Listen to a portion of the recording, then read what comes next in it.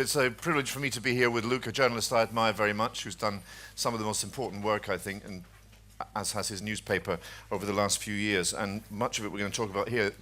Luke has written this book, The Snowden Files, the inside story of the world's most wanted man. Let's crack on, Luke. It reads like a spy novel, doesn't it? It's a real page-turner. Just remind us of how Edward Snowden appeared. Where did he come from? When did you first become aware of him? Why did The Guardian have this unique relationship with him? How did that all happen? Yes, well, hello everybody. Very nice to see you this afternoon. You're absolutely right. I mean, I wrote it like a spy thriller because that seemed like the most appropriate genre. And I think if you write books, I write books. If you've gone to a literary agent and said, "I've got this story. It's about someone working in the heart of the American intelligence community, 29 years old. Oh, by the way, he lives in Hawaii, volcanoes, and he's disillusioned with what's going on, and he runs away to Hong Kong," and then summons a whole series of journalists and hands them tens of thousands of secret documents. I think this plot would have been rejected on the grounds of implausibility and sort of general rubbishness, come back with another proposal. But this is precisely what happened, as you say. Edward Snowden had been working for the CIA, he'd been working for the NSA. No such agency was the kind of joke. It was so super secret, the most secret American intelligence organization. And he was unhappy by what he saw. He felt that in the years after 9/11 that American spying had gone out of control and was basically unconstitutional and was kind of breaking the law. And he decided, very much in this kind of American tradition of non-conformism, that he would do something about it. So rather than going through official channels, he scraped the service of the NSA, he flew to Hong Kong, and there he summoned a couple of investigative journalists whom he liked, Glenn Greenwald, who at the time worked for The Guardian, who's blogged extensively on civil liberties, and Laura Poitras is a US filmmaker with whom he'd been in secret contact for about 4 or 5 months. And the third trio was Ewan MacAskill, a colleague of mine, a great Scotsman from Glasgow, who joined. And yeah, spy thriller it was. What was interesting was that even though there'd been a lot of toing and froing between the journalists, they didn't know who they were dealing with. They were expecting to meet in Hong Kong a sort of probably a CIA station chief with a blazer, dandruff, gold-rimmed specs, club tie. And the source had just given his name, Edward Snowden, but they had no idea of age. And instead they get this kind of spindle-limbed sort of student type who, as Greenwald told me when I went to see him in Brazil, looked barely old enough to shave. And there was a kind of geek element as well, which is that Snowden had said, "I will be carrying a Rubik's Cube." So this guy lopes into view, and they think, we've got the wrong man. He's got the cube, but he's not the CIA station chief. He looks like a 12-year-old. And of course, this was Snowden. And it turned out his story was genuine, that his documents were genuine. And it was left to Ewan MacAskill, the Glaswegian, to kind of flick the switch on all this. So Ewan had been instructed by Guardian HQ that if Snowden were genuine, he had to tap out by text the code phrase, "the Guinness is good." and if Snowden was some kind of far-fetched imposter, the Guinness is bad. And so we had a couple of stories that he'd worked on. Ewan grilled Snowden about his slightly kind of erratic biography, and then texted out, "the Guinness is good," and that was the green light for what I think really was probably the biggest leak of secret material in history. Well, let's talk about what was in that leak in a second, but tell me a bit more about Snowden and his background, because you say in the book that his motivation was not money. He wasn't a sort of left-wing, Marxist-aligned anti-American. He comes from the right of the political spectrum in America, as far as it's possible to tell, further right than mainstream republicanism. What's his motivation? Yeah, I mean, that really goes to the heart of it. And writing this chapter in the book, it was quite a challenge, because Snowden himself has been very clear that he doesn't want to be the story, that really he wants these revelations of mass surveillance to be the focus. And so he's been pretty sparing about what he's revealed about himself. But what he did do was that from the age of 18 onwards, he posted entries under the name The True Hoo-Ha, very geeky name, on a technology forum called Ars Technica, and you can sort of trace his kind of intellectual development. I was saying in the book, it's almost like a kind of Bildungsroman, a novel of youthful experience. And he has pretty right-wing views. His father served for 3 decades in the US Coast Guard, saluted the flag, from a kind of pretty educated family, patriotic family, Republican voting. And Snowden, I mentioned these kind of quixotic episodes. For example, in 2003, even though he's kind of myopic, he's kind of -6, and he was fit, but he doesn't look like a soldier. He tried to, moved by George Bush's rhetoric, he tried to sign up to fight in Iraq as a special soldier. And he got about 3 weeks into basic training, and he broke his legs. They couldn't find boots that fitted him. The whole thing was a disaster. But he's someone of the right, and someone who really has a kind of almost, it's a very American thing, almost a literal faith in the American Constitution, in a way that Brits, Scots don't really have. And he felt this had been violated so badly, it was almost tantamount to kind of invasion. Yeah, it is a very American story in the sense that Europeans might be patriotic, loyal to a king or a queen or a patch of land, but patriotic Americans, like him, are loyal to a set of ideas, the ideals on which the Republic is founded. Yeah. So this is a very American story, isn't it? It's a very American story, and moreover, he donated at one point to Ron Paul, who again, to us as kind of Europeans, seems crazy, but someone who's the kind of the apostle of kind of libertarianism, if you like, and so an E. Snowden, who I think he put his kind of job title down as kind of, computer expert or something, donated $250 in 2010, and sort of 2 years later, he's shepherding this vast leak of intelligence material. So there's Ewan McCaskill sitting he was in Hong Kong as well? Or? He was in Hong Kong too. Yeah. He's sitting there and he's having to make a decision about whether this guy's genuine or not. That's a huge decision to make, isn't it? Well, right, because if we'd published this material and it turned out it was some kind of elaborate Hitler Diary style hoax, then our credibility would have been zero. And Alan, I mean, the other thing is, bear in mind that these secret documents no one had seen before, or at least no one outside a sort of very small group of security officials had seen. I mean, that they look real, but how could one verify? Because there was no precedent. I was part of the team that it was involved in examining the WikiLeaks documents, which was 250,000 secret and classified US diplomatic cables from US embassies and missions around the world sent back to the State Department. And that at the time, that was 2010, seemed like a leak to end all leaks. But what Snowden did was he took the stuff above this. So he took top secret. And he also took, we discovered that in the UK, for example, there are categories above top secret. It's called Strap 1, which is above top secret, then Strap 2, and then there's something called ERI, which is extremely restricted information. I mean, you're kind of climbing higher and higher, almost to the top of Everest here. So what was in those initial documents that he dangled in front of The Guardian? Well, essentially, I mean, to answer that question, I think we have to explain what Snowden wanted. What Snowden didn't want was to kind of blow up what he regarded as sort of legitimate intelligence operations.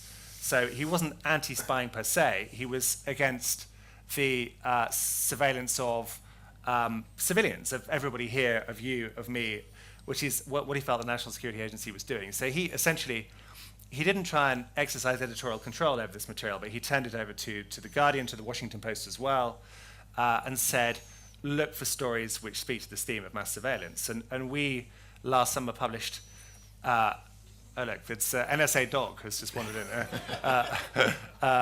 We then published a whole series of stories about previously unknown programs of mass surveillance with secret code names we now all know, PRISM, Tempora, X-Keyscore, and so on. But at that point was simply kind of, alphabet soup.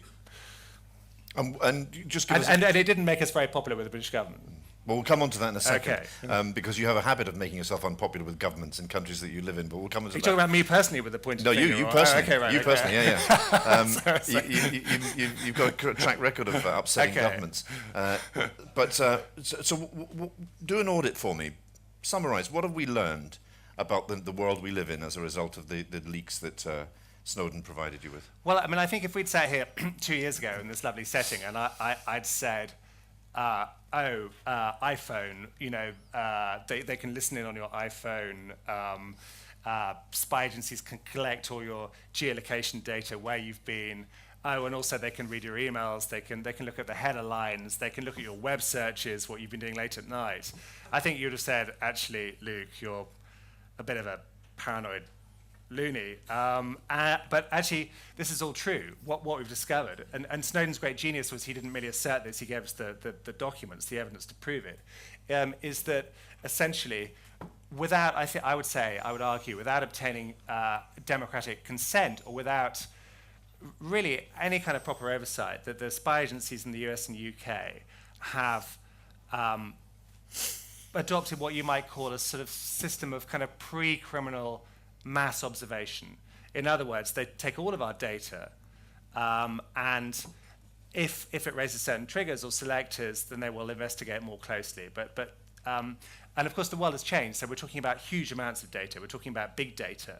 And not only is this scary, this is also relatively new. They've only had a kind of what's called a sort of buffering capacity to capture this vast flow of digital traffic since about 2007, 2008. They developed this in secret to the point where we were seeing documents from GCHQ, the British monitoring agency in Cheltenham, which was boasting of capturing 500 million text messages a day, 38 billion data items a day. So just a huge volume of digital material, because they can and because they feel at some future stage it may be useful. But this is new, and I would argue it's a fundamental affront to our right to privacy. And tell me about the role of Britain in this, the relationship between GCHQ and the NSA. Yeah, I mean, this is fascinating. Britain has collaborated very closely with the NSA since the post-war period. There's a kind of Anglophone spying alliance involving US, UK, Canada, Australia, and New Zealand, who are all kind of together and exchange data, and in theory don't spy on each other. Although we discovered that in fact the Americans do spy on the Brits, but they, they've got their fingers crossed basically. Essentially, David Oman, I've done lots of events with David Oman, who's the former head of GCHQ, and in a moment of kind of frankness, he said, the NSA supplies the money, we supply the brains, which is a typically kind of condescending,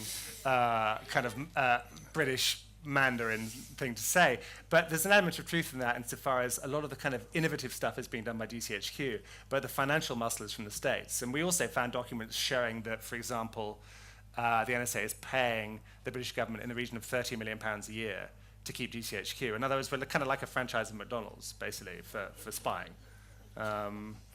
which is both funny and not so funny. And it's interesting, though, that you say that Snowden is not against spying per se. He's for legitimate spying. He's for what he sees as legitimate secrecy, legitimate confidentiality in public life. That's quite important, isn't it? It is. I mean, he is not... He would argue, I mean, obviously in the States, the opinion about Snowden is massively split between those who think that he's a traitor who should just be sent to Guantanamo Bay, and those who actually think that he's a patriot who's revealed malfeasance by the government. But certainly Snowden sees himself as a reformer. This is the great paradox. He sees himself as trying to bring the intelligence community back to the path of sanity in a way. Well, back to the path of legality as well. Back to the path of legality, yeah. That he's saying, by all means, spy on bad guys. So we're talking about terrorists, we're talking about organized criminals, we're talking about hostile foreign states like Russia and China. But he's saying there's no justification to hoover up all of our emails and data just in case, and that this is not efficient and it's not right. And what has been the response of the intelligence community, first of all in the United States, to what Snowden has done? Well, I mean, they've been furious with him, absolutely incandescent about the whole thing, although the rhetoric has somewhat softened in recent months, which doesn't mean that there's going to be any kind of deal which will allow him to return to the US. So he's been charged with espionage. If he comes back, he won't be able to mount a public interest defense. There's kind of absolute liability with the US system. So he would simply he would be arraigned and he would then be imprisoned for a very long period. But to his credit, Obama has said that there is a debate to be had. He's had to confront all this. And he's also made a few kind of minor tweaks of the program. So, for example, in the States, the NSA is no longer collecting Americans' telephone data records, which it was doing secretly, and again without public consent. And at least it says it's not. Do we know that it's not? What do you mean? Do we know that it's not doing it? Yeah. Well, I mean, this is a work in progress. So essentially, it's going to be handed over to either some new entity. There's legislation going through Congress at the moment, or it may be that the telephone companies will keep it, and then the NSA will go to these telephone companies if they need the data. But there has at least been a kind of, I would say, a kind of proper conversation in the US, in stark contrast to Britain. Well, let's talk about Britain in a second. But just while we're on the subject of the US, it's not just the NSA, is it? It's not just government agencies. There's a nexus with Google and Apple and Microsoft. And say a bit about that. Yeah, well, I mean, that's right. One of the most intriguing documents that Snowden turned over to us was about the PRISM program. And you look at it, and actually it looks as if it's been knocked together by a kind of bright 15-year-old on a MacBook. It's got these kind of little fluttering logos of all the Silicon Valley tech companies. All of them, in fact, have joined up, and it claims essentially that the way the US collects data, there are two main ways. One is called upstream, and the other is downstream. One involves hacking fiber optic cables all around the world, including the ones which make landfall in the UK from the US, which are hacked by GCHQ. And the other is by going into the servers of the big tech companies. So Facebook and Yahoo and Apple. Apple joined a year after Steve Jobs died. And this slide claims direct access. The NSA has direct access. And of course, the tech companies were kind of howling with outrage at this. They were saying it's not true. We only hand data over if we're compelled to by legal order, and so on. And I mean, they can't both be telling the truth. So it's a kind of grey area as to who's lying. But it's clear that the bottom line is that much of your private data on Facebook is not just for your Facebook friends. It's also for people sitting in Cheltenham and Fort Meade and other intelligence centres. Let's talk a bit about the reaction in Britain. Are you surprised that we're not more outraged? Well, it's an interesting question, and I kind of wrestled with this when writing the book. So that the Germans are furious, the Americans are having this kind of lively debate, the Brazilians are indignant. And we were publishing these stories last summer, and I sort of felt that Britain collectively was like someone who'd had a really rather fine lunch and was kind of slumbering on the chair, waiting for nurse to bring a reviving cup of tea and a biscuit. I mean, it really felt like that because we published a story on Tempora saying GCHQ has developed this fantastic capacity to take everybody's data, metadata for 30 days, content for 3 days. And we weren't exactly expecting people to charge down the gates of Downing Street, but we were expecting a big reaction, not least from the BBC. And there was silence. There was nothing at all. And we kept publishing these stories. And I think there were several reasons for this. I mean, firstly, the government sent out in secret these defense advisory notices to broadcasters and to newspapers, basically urging them not to follow up our stories, which had a chilling effect. Secondly, I think the right-wing Murdoch press, not universally, but The Guardian, let's say, is not popular after the phone hacking expose, so we didn't have very many friends on Fleet Street. Thirdly, the political parties were both invested in this system, so David Miliband, anyone remember him? He was the foreign secretary who signed off on this Tempora program in secret. So Labour have been very quiet about it, and the Tories obviously were deeply embarrassed. How was it that a 29-year-old sitting in Hawaii can download tens of thousands of British secrets? So that William Hague was basically saying, move along here. If you've got nothing to hide, you've got nothing to fear. That was his response, which I think is awful. And finally, I kind of blame James Bond. I think these kind of cultural tropes of Bletchley Park and so on are very tenacious, and we think British spies are boffins who wear tweed jackets and play chess with one hand, get the cricket score from a friend down the corridor, and simultaneously solve the Enigma code with the other hand. Or fall out of helicopters and defend the Queen. I mean, it's.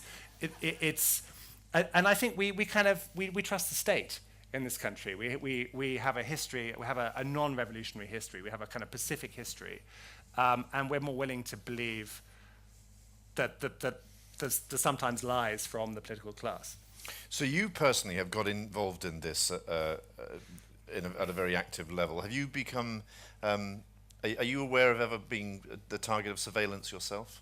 That's one of those questions which is, it's like a Malcolm Rifkin question where you put the ball in the air waiting for the opponent to smash it down. No. Malcolm Rifkin? No, it just reminds me of when Malcolm Rifkin was kind of quizzing the spy chiefs in Westminster after the Snowden story at the end of December. And he basically turned to the head of MI5 and he just sort of said, tell us why spying is necessary. But no, I mean, it's a good question. I've had several experiences of surveillance. I mean, in this country, most bizarrely, when I was writing the manuscript for this book at my home in Hertfordshire, sort of about this time last year, and I'd been to see Glenn Greenwald at this point in Rio, and Glenn is one of the most surveilled people on the planet. I mean, I went to see him, and we were sitting in the lobby of the hotel, and various people started sitting around us, supposedly playing on their iPhones. We suddenly had this great kind of hormonal magnetism, which can't just be in our kind of good looks or Hawaiian shirts. And so this happened. I met someone who accosted me in the corridor and was straight out of CIA Central Casting with kind of developed upper body, no neck, buzz cut, sort of shorts, but like pressed savagely to within an inch of their life. So it was clear that after I met Glenn that I was kind of on their radar. And then back in the UK, I was writing something very disparaging one day about the NSA, about how damaging its behavior had been to Silicon Valley. And I'll just tell you what happened. I was working offline. My documents were being stored in an encrypted folder. But anyway, the text started deleting from right to left. And I was wondering whether my flashing cursor would then, there'd be some ghostly message. But, typing about, your book is terrible, you suck. But in fact, there was nothing. There was no reply. And this went on for a period of about 6 weeks, these kind of remote deletions. And then a colleague of mine mentioned it to a newspaper, and it immediately stopped. Was it spooky? It was spooky, but it wasn't as bad as Russia. Let's talk about Russia. What sort of life is, your own experience of Russia in a minute, but what sort of life is Edward Snowden living in Russia now? Well, I mean, just to sort of preface the question, I mean, I found no evidence writing my book that Snowden is a Russian spy, as some of his kind of critics have luridly claimed that this was a KGB operation from the very beginning. Everything we know is this was a solo project. But having said that, as you say, he after handing this stuff over in Hong Kong, he made this doomed attempt to get to Latin America and ended up in Moscow, where the US revoked his passport, leaving him stranded. And clearly, Russia's a pretty kind of terrible place for him to be. I mean, I know it well because I spent 4 years there as a correspondent until 2011. And, the great paradox is that Snowden has exposed the deficiencies of a relatively free society and has ended up in a deeply unfree society at a time when Putin is engaged in this kind of, I would say, this kind of very dangerous expansionist project to redraw the boundaries of Europe in a way that he feels is more suitable, and is kind of playing God in international politics. And so Snowden is there. I'm banned from the Russian Federation, so I can't go there for reasons we can talk about. But Alan Rusbridger went to see him there about 6 weeks ago in Moscow. He is cheerful. He is rather thin. He basically eats noodles primarily. He spends 10 to 12 hours a day online. He's living on US time, so he can kind of talk to his friends on the East Coast. So he's getting up in the middle of the night? Yeah, he's staying out most of the night. Yeah. I think what's interesting is for the first sort of 6 to 8 months, he disappeared. I mean, he absolutely vanished from public gaze. And really this year, he's been giving sort of Skype interviews. He has given evidence to the Council of Europe. He's been popping up at technology forums. And I think the goal is to try and shape US public opinion so that eventually, in the medium or possibly the long term, he can return home. What did you do to upset the Kremlin? Yeah. Well, I arrived in Moscow with my wife Phoebe, who's here, and 2 kids in early 2007, and it was probably the the worst moment to arrive as a British correspondent in Russia, because 3 months earlier, Alexander Litvinenko had been horribly murdered with radioactive polonium. There was a kind of atmosphere of sort of deep mistrust and swirling kind of Cold War paranoia, really, from the Russians. And about 4 months after I arrived, 2 of my colleagues interviewed Boris Berezovsky, who, Russian exile, now dead, major critic of Putin. And Berezovsky told my colleagues that he was plotting a revolution against Putin. And of course, The Guardian, in the way newspapers do, put this excitably on the front page. Photo of Boris Berezovsky. I am plotting Russian revolution, says Boris Berezovsky. And my job as the kind of junior guy in the story was to phone the Kremlin and get a quote, which I did. So I phoned Dmitry Peskov, Putin's press guy, and I was the third byline on the story by Luke Harding in Moscow, but the only unfortunate who was in Moscow. And really the next day the kind of sky fell on my head. So I had sort of unpromising young men wearing cheap black leather jackets and brown shoes, sort of following me around the streets of Moscow, surveilling me, kind of often quite Inspector Clouseau style. So I was very good friends with Richard Galpin, who was the BBC correspondent at the time, and we would meet in the basement of a cafe. We would sit down, and it would be deserted. And about 5 minutes later, 2 guys would turn up, and they would sit within about 3 feet of us and put a big bag on the table containing some kind of recording device. And we would just laugh, and we would pay the bill and leave. And they would never order anything because they haven't got they have expenses, so you could tell immediately, that they were Vladimir Putin's spies. And it was basically the surveillance and the harassment in Russia, unlike in the US and UK, was demonstrative. The idea was to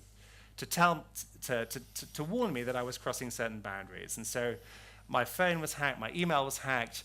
Again, you could tell, you'd make a joke about Putin and on the landline, and then you get like this. You make another joke, then and so on. So there was that kind of surveillance. But the most sinister aspect was that the FSB, the KGB successor agency, broke repeatedly into the family home where we lived, and they moved stuff around. They severed our central heating. They opened the window of my son's bedroom, which we always double locked when we lived on the 10th story of an apartment block, with the implication that maybe he might just fall out. They left a sex manual by the side of the bed, crazy though it seems, but they did. Among the kind of middle-class novels that you can buy out there, this thing in Russian with bookmarked to a page on orgasms, how to have a better orgasm. And again, it sounds bizarre, but we took advice from the British Embassy, who said, yeah, it's the FSB, the same thing happens to our diplomats, there are bugs in your bedroom and everywhere else, there's nothing you can do about it.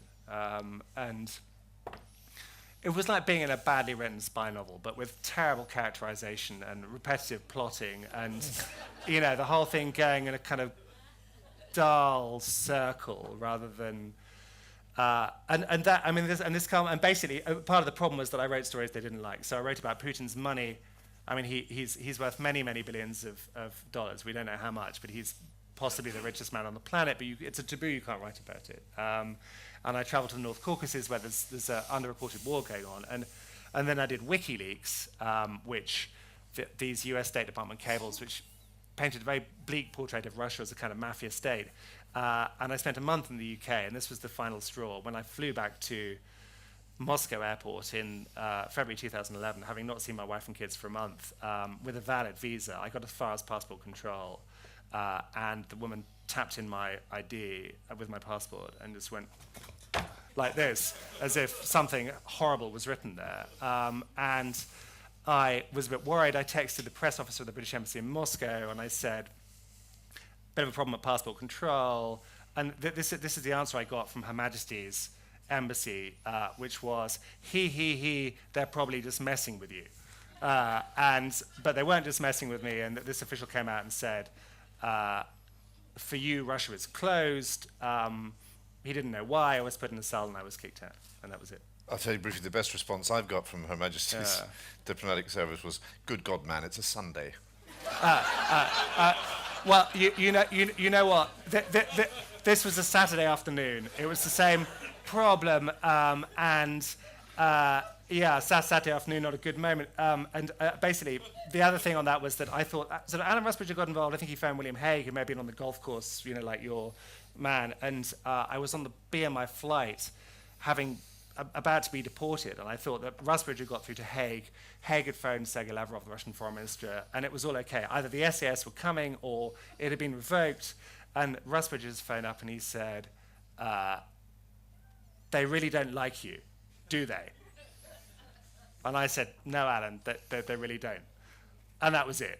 In other words, the embassy had come up with nothing during that period. The doors shut, and I was returned. Yeah. Did you get beyond the airport? No. No, you flew straight back. No, airport cell home, So. Let me ask one more question before we open it to the audience. What's the difference between what Edward Snowden has done and what Julian Assange has done? Yeah, I mean, it's a very good question. Julian, I met a couple of times. Snowden I can't meet because of our kind of Moscow thing. They're very different characters. I mean, superficially they're the same insofar as they both believe in transparency, they believe in government accountability, they are technically brilliant. Snowden specialized in cyber defense. I mean, he's a world-class technical cryptographer, and Julian is too. I mean, Julian is extremely good at that. But Julian's got a kind of, I would say, a sort of nihilistic philosophy in a way that if all information is released, then there'll be greater transparency, governments will be brought to account, the world, the cosmos will be improved. He's profoundly anti-secrecy, apart from when it comes to his own secrets, which he doesn't want revealed at all. And he's very cross with The Guardian for publishing material on that. Whereas Snowden is different. Snowden is not against spying. He believes there's a real role for spying, as indeed do I. But he's against what he would say is kind of is sort of indiscriminate spying. He calls it suspicionless spying or surveillance. And so he wants intelligence agencies to do their job, but to leave off collecting your data, my data, and everyone else's data, and to go back to the old-fashioned paradigm where you have a target of suspicion and you zone in on them. And I think he's right.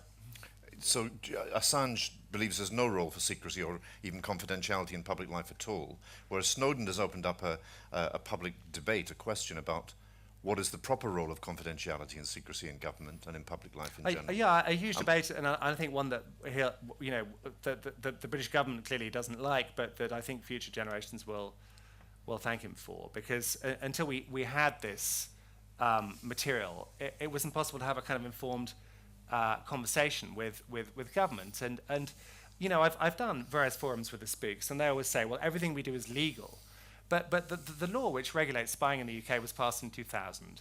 So at the relative infancy of the kind of digital age, pre-Facebook, pre-Twitter, pre-YouTube, Google existed, but it was very small.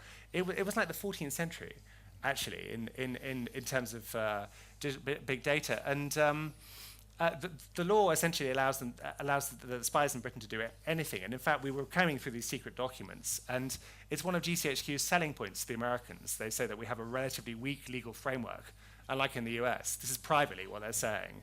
And there's also a sort of almost colonial anxiety from the spies that if they stop giving the Americans what they want, then the Americans will be displeased, which will mean a cut-off of funding or a loss of love and so on. I think we should talk about these things. It turned out that even the National Security Council, which Chris Huhne was sitting on at the time, didn't know about Tempora, this very, very invasive program that a handful of people knew, and I think that's wrong. And what is the state of political parliamentary oversight now? Well, it's Malcolm Rifkind, essentially. He's what does it. But you didn't ask about our laptops. I can talk about that, or we can leave it to... I mean, we had a torrid time last summer because essentially David Cameron didn't want anything to be published. We engaged with the government, so we told them before we published what we were going to publish, and we said, look, if you have specific security concerns, tell us. And sometimes we did actually redact things on the basis of what they told us. But essentially Whitehall, the government, took a very absolutist view very early on. They said they didn't want any of this published at all. And Cameron, after they got over the initial shock, about early summer, pointed to Sir Jeremy Hayward. Who knows who Sir Jeremy Hayward is? Does anyone know? Okay, right. So he's actually the most powerful unelected official in Britain. He's Cameron's cabinet secretary. So Cameron extended this kind of languid Etonian arm, pointed to Sir Jeremy and said, sort out those rotters from The Guardian. So Sir Jeremy came round, saw Alan Rusbridger and said, first of all, he said, we think you have 30 or 40 documents. In fact, we had 60,000. So Downing Street had lost control of 60,000 documents last year, top secret, they didn't know. That's how effective their system was. And then basically he said, give us the stuff back. And Alan said, well, we're not going to do that because we're still looking at it. And besides, this stuff exists in several jurisdictions. It's in New York with the New York Times, whom we were partnering with. Glenn Greenwald has it in Rio. Laura Putis has it in Berlin. And Alan said, look, if you send the police in to seize this material, then Glenn Greenwald will resign and carry on publishing. So there's no point in doing that. To which Sir Jeremy said, and I quote, he actually said this, he said, the Prime Minister thinks you, The Guardian, are more important than some American blogger, is what he said. And then he added, you should feel flattered that the Prime Minister thinks you are important. He actually said this to us. And he also said, some people in government want you closed down. This is the Prime Minister's emissary, 2013, in a democratic country. And what happened in the end was that because we felt we were under this legal threat, we agreed sort of to destroy our own laptops, but more symbolically than in any real sense, because we made it clear we were carrying reporting. And it turned out that there were two middle-aged spooks from GCHQ, Ian and Chris, who'd been sitting in a white van parked outside The Guardian for we don't know how long, maybe 2 weeks, basically. And they appeared. We nicknamed them the Hobbits. So the Hobbits turned up with a rucksack to basically help us smash up these laptops in an underground basement of The Guardian. Ian, whom I've met, he was the kind of more garrulous of the two, and he said you'll need an angle grinder, you'll need masks, you'll need something called a degausser, which is it's like a microwave oven, but it demagnetizes data drives. And we said no, we'll buy our own degausser. Thank you, we're not going to use GCHQ government degausser. And he said no, you'll use ours. It costs £30,000. And we said okay, we'll use yours. So we used all of this stuff. So 3 of my colleagues, deputy editor, a couple of other people, sort of spent a long time, fire extinguishers off, going, soaring all this stuff up, with Ian and Chris taking photos on their iPhones. And then we ended up posting the stuff into the degausser, like kids posting little shapes into a box. And then nothing happened for about 5 minutes. Ian got very worried, bent over, and then finally there was a kind of pop, which meant it had all finished. And these two spies, they'd been away from provincial Cheltenham for so long, they'd been to Hamleys to buy a whole load of toys for their kids. So they shook hands, the secret material destroyed, even though it was entirely pointless. And they tottered off with their Hamleys bags. And I met, the coda to this is I met Ian at a cybersecurity conference about 2 months ago. He'd read the book. He wasn't especially unhappy about all of the stuff on us spilling GCHQ's secrets. He was really unhappy about being depicted as a kind of provincial bumpkin who only went to London once or twice a year. That really hurt him. Let's get some questions from the floor. We've got a roving microphone, I think. Yes, Sir David Steele. Yes. Yep. I've forgotten the figure you used near the beginning of your talk. You talked about the millions of emails, telephone calls, etc., etc. Including yours, I have to say. Including mine, okay. But what I want to know is, why should we be worried? Because how can they possibly read all these things? Can you explain this to a technically illiterate person like me? Yeah, I mean, it's a good question. And I think that if we lived in a perfect society, in a perfect democracy, if the government was never incapable of overreach or wrong judgment, that this would be okay. But the problem is we know from National Security Agency that quite often they get the wrong targets, that the way it works is they do this thing called contact chaining.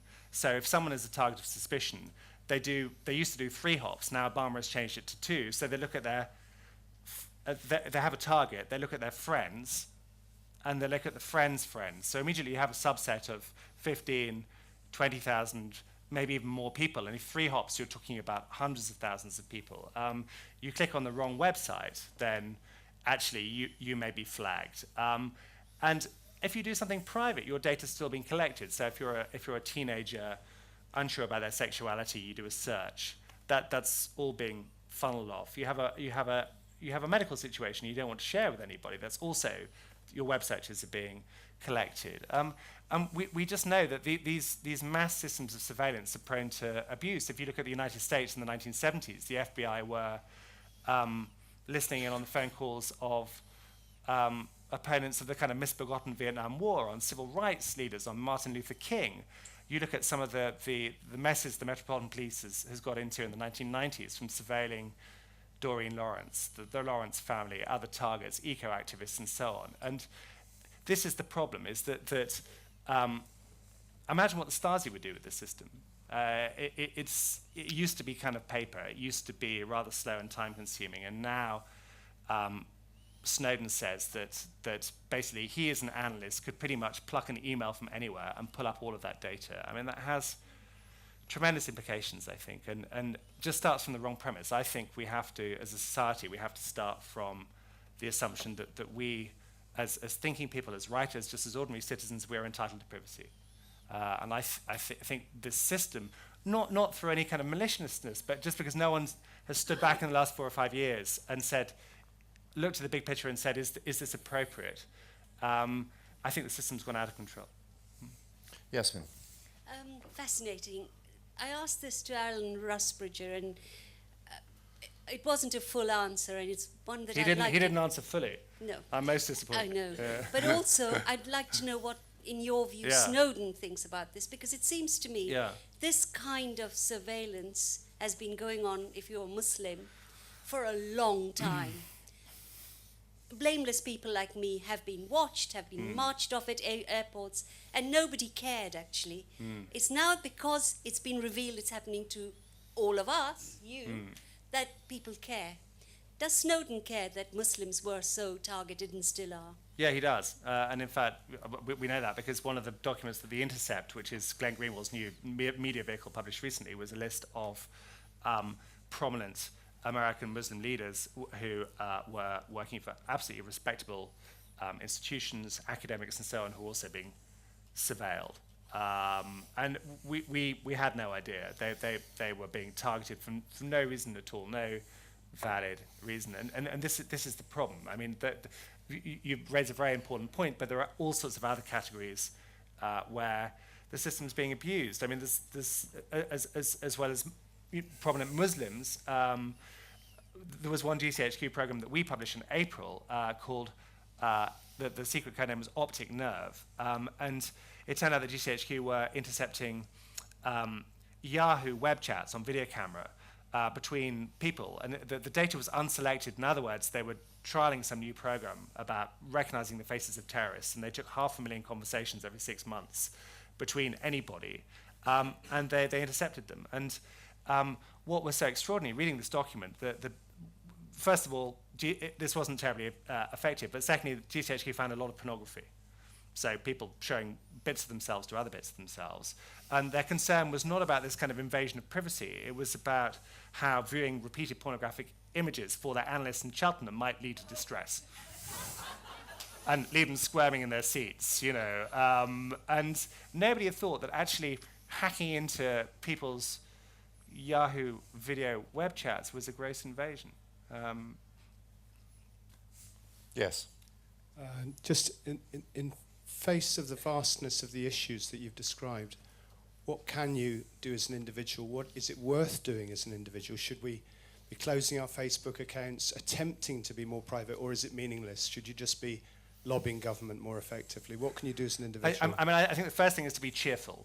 You know, I think despite all of this rather depressing surveillance stuff, I think we should be, start from a point of optimism. But beyond that, I don't think you should exit from the digital world. No, I think you should carry on with that. But I think you should just be mindful of what we now know from Snowden. So, for example, anything you share on Facebook will be seen by all sorts of people.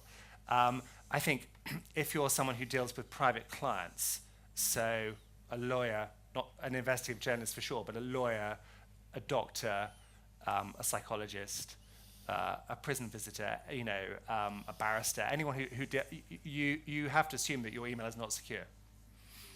Go on. So what Snowden recommends is encryption, which you can use. And the other thing is also that I mean, some of the NSA documents about the iPhone are basically gloating. There's one which describes the iPhone as the greatest spying device ever invented, and describes people who own an iPhone. I don't know, how many people own an iPhone? Or a smartphone? Yeah. Well, according to the NSA, you're all zombies. The word for you is zombies, because it's so easy to hack an iPhone. So what we do is, as journalists in The Guardian, if we're having a private conversation, we all leave our phones outside, go in a side room, we rotate the room, we go for a walk. Snowden's advice was put your iPhone in the fridge. Also, a cocktail shaker. I don't know if anyone has a cocktail shaker. It's quite effective. Put it in a cocktail shaker if you have one. Shaken, not stirred. Shaken, not stirred. Cocktail shaker is good. But the serious point is that we're kind of, it's like going through a wormhole back to the 1980s. I don't know if anyone can remember the 1980s, but you know, there are diplomats in London, at the Indian High Commission, for example, who've gone back to typewriters. They've stopped using electronic communications. They're now pounding away on these typewriters. And it's like we're back in the Le Carré world, you know, where there is no internet, where you meet people in parks, you write stuff down on paper. Do you remember paper? And so you know, stay cheerful, but be aware. I did want to take another question. I'm very sorry, sir, but I'm being told that we've run out of time. Oh, no, she's saying 5 minutes. Are you saying 5 minutes? You're saying Fine. 5. Okay. Can we go one more question? Okay. Yes. Do you think there's any secret which Edward Snowden has released which he regrets? It's a good question. We've been very, very careful about what we've published. We haven't published any agents' names. We've talked to the government before we published anything. And I think, I mean, I can only speak for what The Guardian has published. I think we've been pretty kind of scrupulous about it. And I think, I mean, you can criticize Edward Snowden for taking this stuff, perhaps for not selecting it enough, but imagine what would have happened if he gave it to Julian Assange. Or alternatively, he could have just put it all on the internet, where everybody could have read it. Whereas as it was, he was highly strategic about who he gave it to and who he entrusted it to. So I think, thus far, for the stuff we published, I think there's been, it's passed the public interest test. It's been a pretty high bar. What are his chances of getting back to America as a free man? I think his perspective is pretty lousy, unfortunately. The White House is in no mood for clemency, and actually I think this is why I think he's such a heroic figure, because he didn't do this naively. He knew that the punishment would be enormous, and effectively he was sacrificing both his career and his prospects of a normal life. And my fear is that he will spend many, many years in Moscow. Thank you to all of you for coming. Luke is going to sign books now. Please come and buy a book and get it signed by Luke. Please thank Luke Harding. Thank you. You've been a great audience. Thank you.